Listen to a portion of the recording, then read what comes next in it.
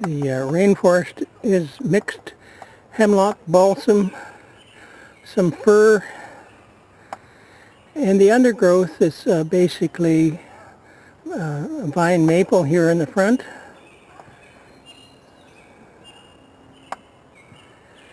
And there are a few other small species of trees that are just starting, and ferns. There are also bracken ferns, sword ferns,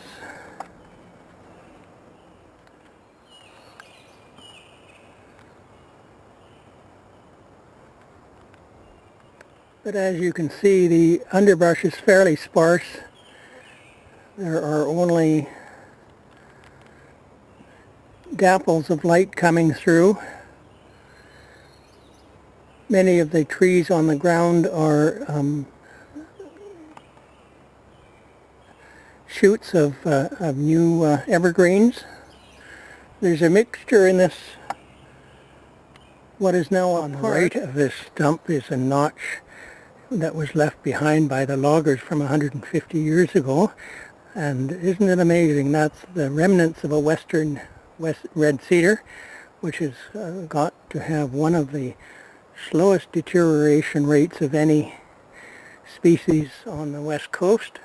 Red cedar had been very popular in California for roofing, but I don't know whether that's still true with the advent of the forest fires there or not.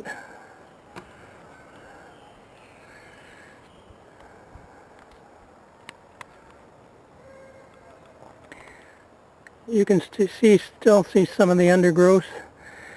It seems to be a jangle of roots and rotting stumps, and this here is a huckleberry bush. It produces a red berry, a little bit tart, but quite sweet. It's very nice. A favorite of the bears and me.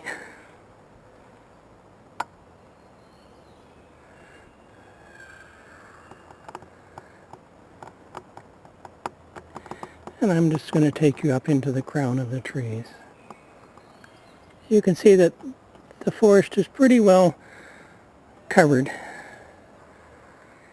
As a part of this forest ecosystem, the undergrowth includes lichen and mosses,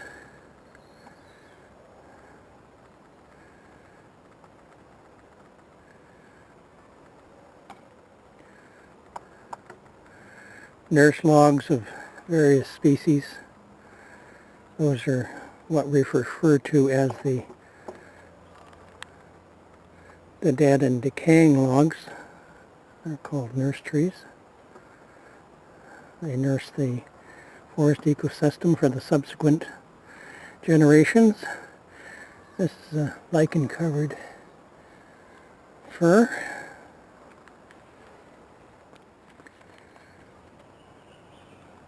There are also a wide variety of bracken or fungi on this particular site, reflecting the wet climate. This particular area close into the mountains receives about 200 inches of rain a year, which converts out to about 15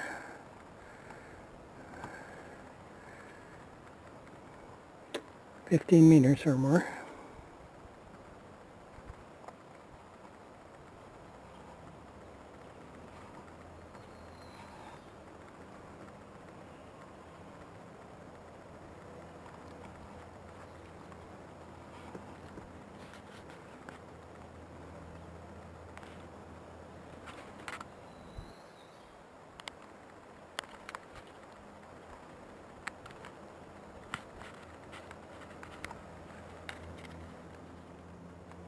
One of the common dangers of trees in this particular forest is wind, particularly if there's a new face. That's a term that we use to refer to where there has been a clear cut or open logging practices.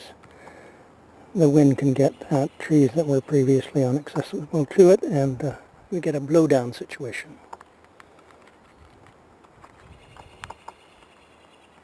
For those of us with an artistic bent, it's always interesting to watch the various colors and combinations that whorls come out of the root systems of the trees.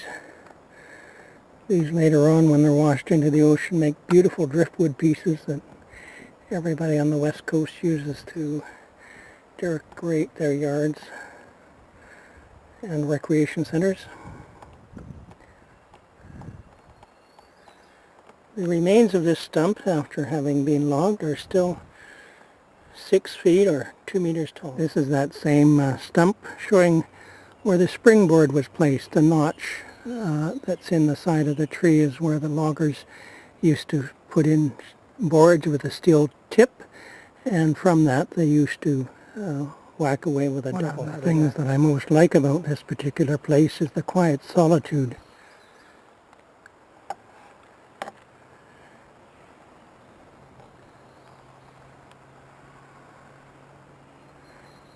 It's very quiet, very beautiful.